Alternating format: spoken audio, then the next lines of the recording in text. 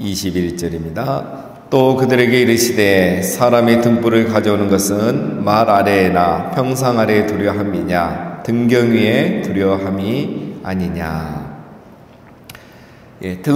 등불을 가져오는 이유는 한 가지죠. 방안을 비추기 위해서 그러는 겁니다.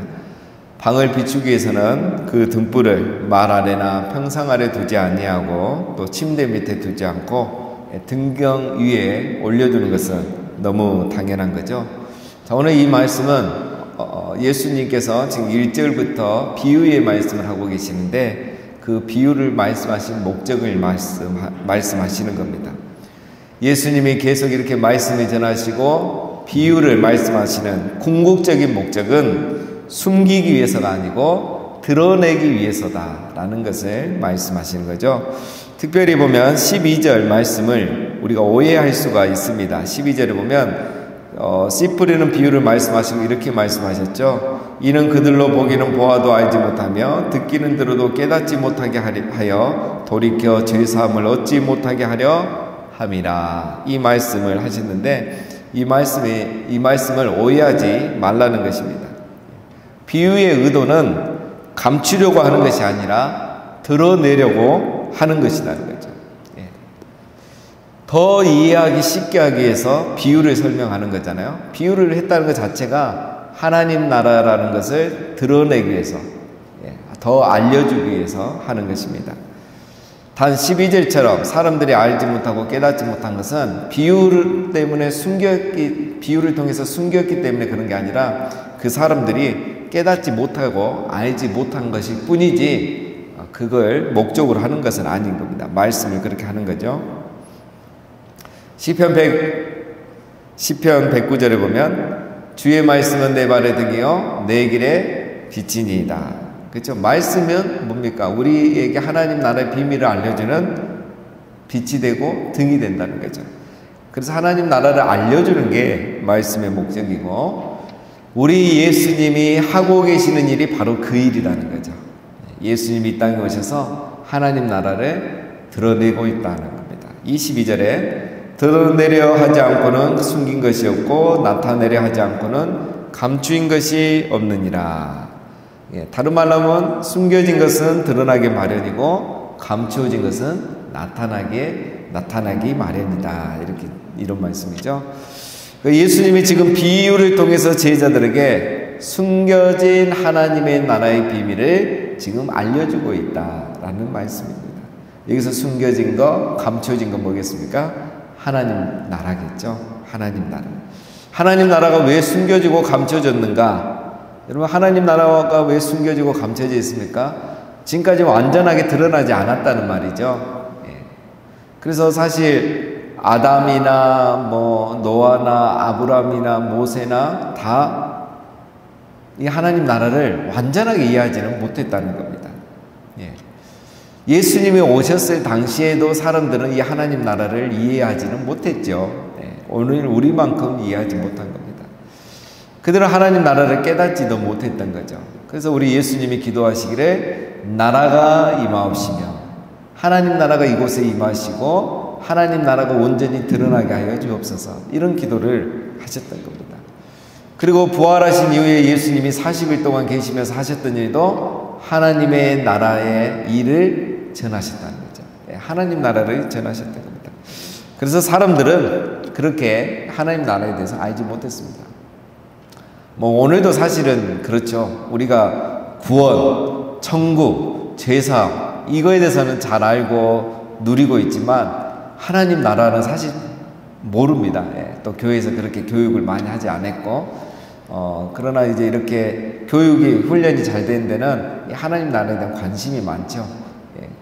그래서 이 하나님 나라는 그런 면에서 감춰지고 숨겨졌다는 거지, 이게 이제 예수님 오심으로 드러나기 시작했다는 겁니다. 자, 23절 들을 귀 있는 자는 들으라. 자, 예수님 항상 중요한 말씀할 때는 이런 말씀하시죠. 들을 귀 있는 자는 들으라. 여러분, 귀 없는 사람이 어디 있습니까?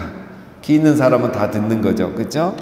들을 귀 있는 자는 들으라. 이 말은 아무나 듣고 깨닫는 건 아니에요. 듣고 깨닫는 귀가 따로 있다는 겁니다. 깨달을 수 있는 사람은 들으라.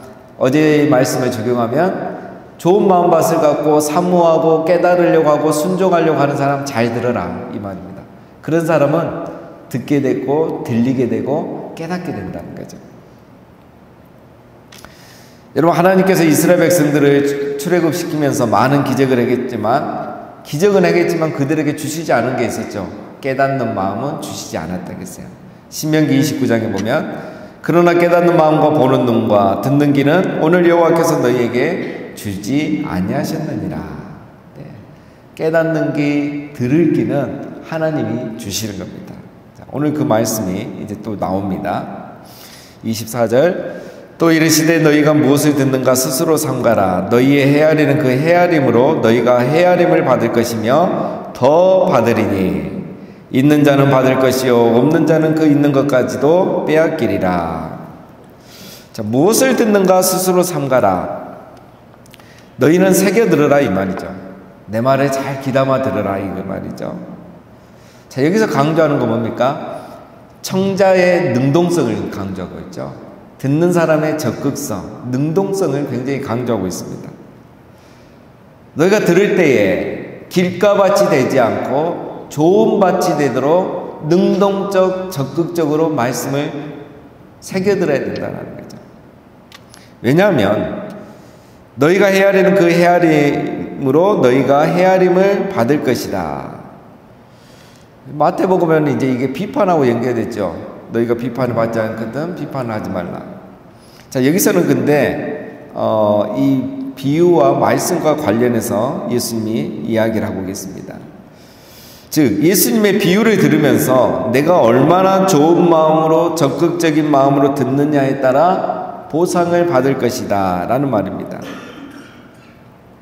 귀 기울여 듣는 만큼 깨닫게 되고 은혜를 받게 된다 라는 말씀이죠. 자, 그러면 이제 여기서 의문이 생기죠. 그러면 은혜는 내가 노력한 만큼 받을 수 있느냐? 라는 또 의문이 듭니다. 그것은 아닙니다.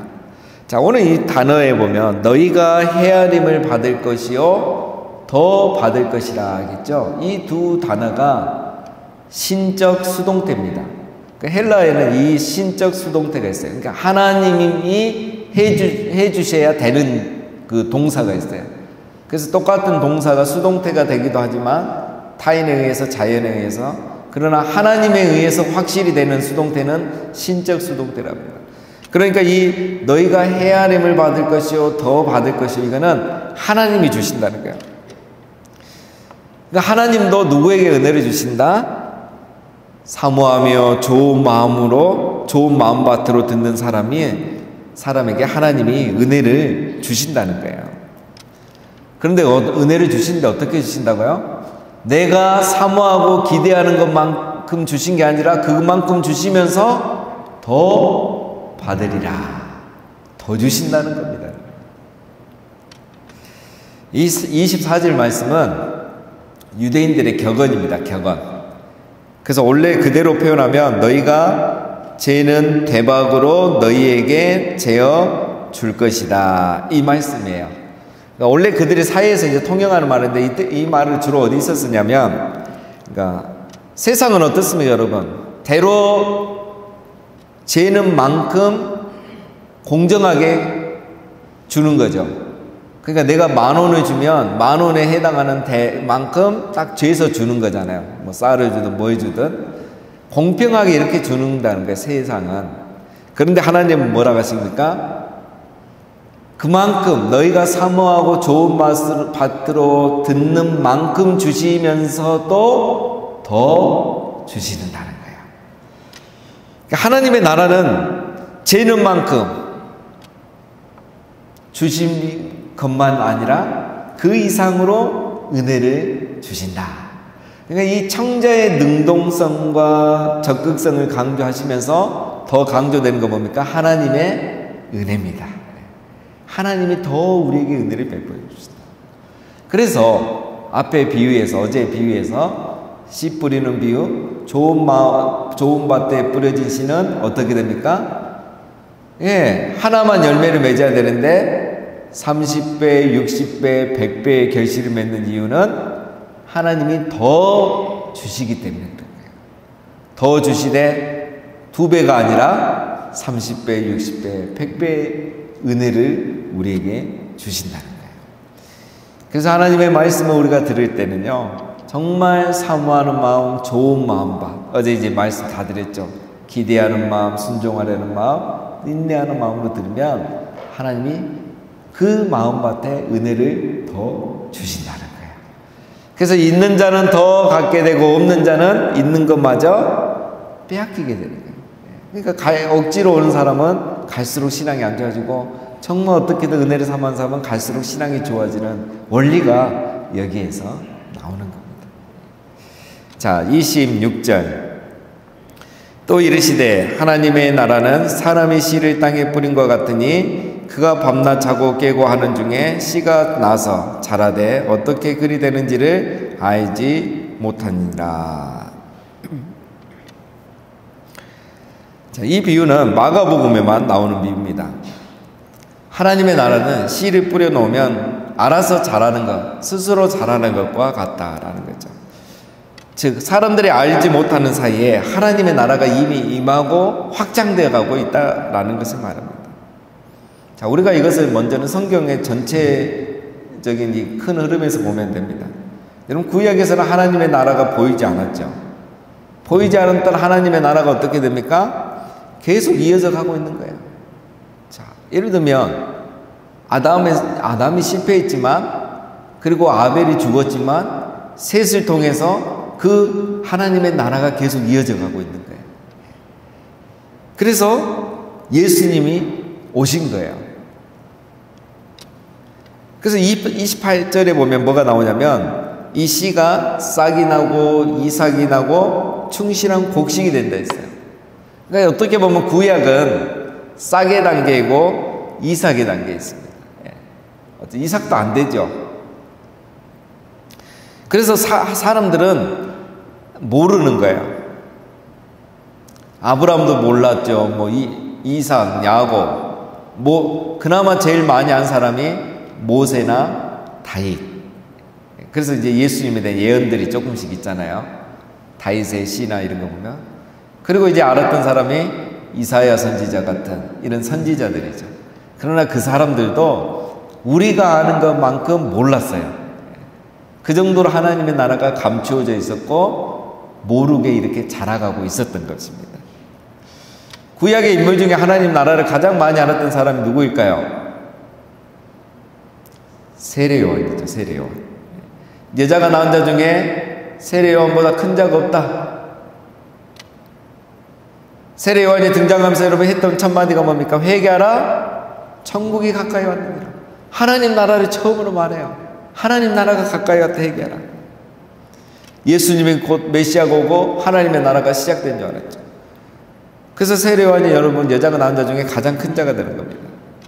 제일 많이 아는 거예요. 그런데 여러분, 세례요한이라고 해서 다 한 건 아닙니다. 예수님께서 나중에 뭐라고 하셨죠? 하나님 나라에서는 지극히 작은 자라도 세례요한보다 더 크다 그랬죠. 이게 무슨 말입니까? 이것도 이 비유와 다 연결이 돼요. 예수님 이후에는 하나님의 나라를 알고 하나님 나라를 누리는 시대가 된 거예요. 그래서 세례요한보다 더 큰 자가 되는 거예요. 세례요한은 여전히 그림자만 봤지만 예수님 이후의 사람들은 그 그림자의 실체를 받고 예수님을 받고 하나님 나라가 임하는 걸 보고 누리는 거예요. 그래서 누구든지 다 세례요한보다 더 큰 자가 된 겁니다. 세례요한은 여러분 회개하라 천국이 가까이 왔느니라 말해놓고도 나중에 어떻게 합니까? 제자들을 보내가지고 예수님이 정말 메시아인가 확인하잖아요. 왜냐하면 자기가 생각했던 하나님의 나라와 예수님이 오신 거하고 좀 차이가 있거든요.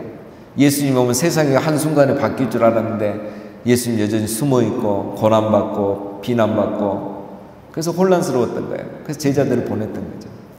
하나님 나라를 우리만큼 완전히 알지 못했다는 거예요. 지금 여러분 우리 주일학교 어린이들도 예수님이 구원자고 메시아고 하나님 나라가 임했다는 거 다 알잖아요. 뭐 주기도문 맨날 외우고 있잖아요. 그래서 여러분 이걸 놓고 우리가 뭐랍니까? 지금은 은혜 받을 만한 때요. 지금은 구원의 날일 거예요. 하나님 나라가 임한 거예요. 그래서 여러분 지금은 어떻게 하면 됩니까? 지금은 은혜 받을 만한 때에 구원의 날에 말씀이 열린 시대예요. 계시가 열린 시대고 하나님 나라가 드러난 시대예요. 그러니까 누구든지 말씀을 사모하고 이렇게 적극적으로 청종하고 능동적으로 청종하면 하나님이 그 사람들에게 헤아리는 대로 주시고 사모하는 대로 주시고 더 주시는 거예요. 그게 바로 이 시대입니다, 여러분. 하나님 나라가 이미 임한 시대예요. 그런 의미에서 우리가 이렇게 말씀을 사모하고 배우고 이런 게 굉장히 중요한 겁니다.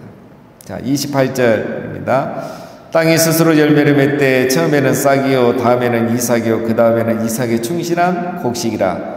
열매가 익으면 곧 낫을 되나니 이는 추수 때가 이르렀습니다. 땅은 스스로 열매를 맺죠. 이게 하나님 나라의 특징입니다. 하나님 나라는 하나님께서 이 땅에 씨 하나, 말씀의 신 예수님을 하나 심었죠. 그 순간부터 이렇게 자라나기 시작해서 열매를 맺기 시작한 겁니다. 예수님 한 명으로 시작했는데 12명, 120명의 성도, 3,000 제자, 5,000 제자. 베드로가 고넬료에게 복음을 전하고 사도 바울이 믿고 예루살렘 교회가 선교하고 또 안 하니까 스데반이 죽고 그 다음에 안디옥 교회를 통해서 바울을 통해서 유럽에 복음이 전해지고 로마에 가서 감옥에 있는 동안 복음이 또 전해지고 그렇게 돌고 돌아서 이게 이제 온도우드와 아펜젤러 선교사님을 통해서 우리나라에까지 복음이 전해진 거예요. 이제 남은 거는 저 예루살렘 이슬람권 하나죠. 저쪽만 이제 복음이 전해지면 되는 겁니다. 하나님의 나라는 하나님이 주도권을 가지고 계십니다. 땅이 스스로 열매를 맺는 것처럼 하나님이 스스로 이 땅에 하나님의 나라를 확장시켜 나가고 있는 겁니다. 언제까지입니까? 열매가 익으면 낫질되고 추수하는 때가 온다 그랬습니다. 언제는가는 하나님이 이제 추수한 때가 오는 거죠. 마지막 땅끝까지 복음이 전해지면요. 그래서 말씀을 우리가 그때 좋은 마음밭으로 늘 듣고 그래서 우리가 그렇게 나가면 하나님은 우리에게 열매를 맺게 주시는 겁니다. 여러분 지금은 은혜 받을 만한 때요 구원의 날입니다. 하나님의 나라가 완전히 임한 건 아니지만 지금 이미 임하였고 많은 분들이 그걸 누리고 있습니다. 우리가 적극적, 능동적으로 천국을 침노하면 즉 말씀을 사모하고 적극적으로 듣고 순종하려는 마음으로 들으면 하나님이 그만큼 우리에게 은혜를 주시고 또 더 주실 줄로 믿습니다. 날마다 이 말씀을 사모하며 나가시고 또 순종하며 나가시고 이미 임한 하나님의 나라를 날마다 누리며 살아가시는 우리 모두가 다 되시기를 주님의 이름으로 축원드립니다.